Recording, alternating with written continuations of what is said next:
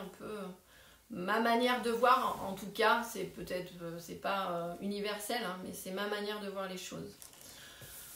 Voilà, donc est-ce qu'il y a des... Je demandais s'il y avait des questions sur le conditionnement opérant, sur et le raisonnement aussi en renforcement positif. Euh, euh, le conditionnement opérant, on va utiliser le renforcement positif pour... on va utiliser le conditionnement opérant pour faire du renforcement positif, mais le renforcement positif, c'est aussi une manière de raisonner. Ça ne va pas être que de l'entraînement au clicker. Le clicker, c'est un des outils du renforcement positif.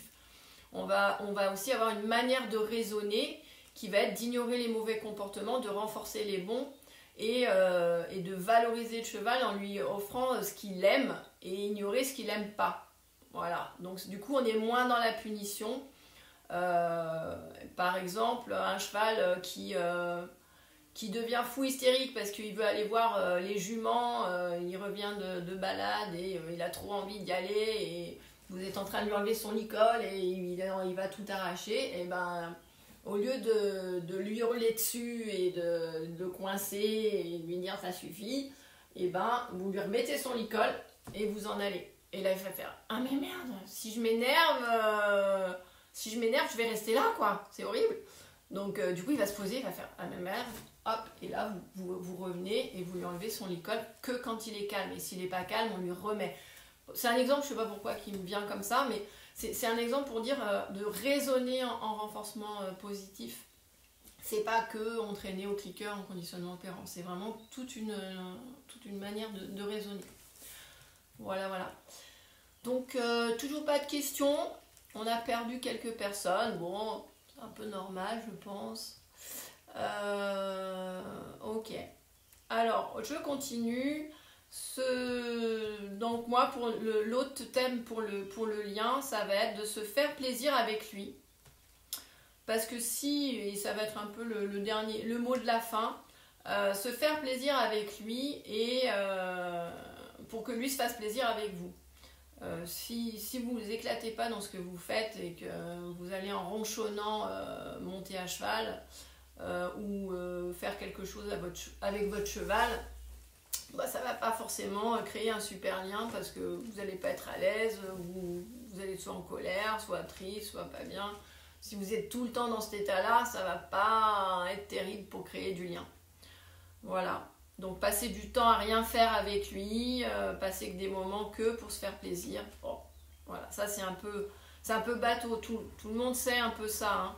Mais parfois on ne prend pas le temps forcément de le faire. Donc c'est à noter aussi. Voilà, moi j'ai balayé un peu le sujet. J'oublie sûrement des choses, mais je pense que j'ai pris note de des points importants qu'on va pouvoir travailler et aborder nous dans les accompagnements, donc des filles qui sont formées au comportement équin. Et puis vous là, voilà, il y a plein de gens que je connais pas, bah déjà je pense que c'est des petites pistes à explorer en tout cas. Voilà. Donc salut Marilyn. Bah, c'est fini Marilyn. Voilà, je peux peut-être, ça fait une demi-heure là que je parle. Voilà, j'ai déjà fait un petit résumé. Est-ce que quelqu'un a quelque chose à dire? Quelqu'un a quelque chose à ajouter? Non, apparemment. Bon. Bah voilà, en tout cas, je pense que pour les gens qui ont lu mon livre et qui ne m'avaient jamais rencontré, c'était aussi une occasion de le faire. Donc sachez que je vais faire un live comme ça, à peu près d'une demi-heure, sur des sujets différents tous les 15 jours. Donc je mettrai comme j'ai fait là sur ma page Facebook. Salut Héloïse, c'est fini, je suis en train de faire la conclusion, désolée.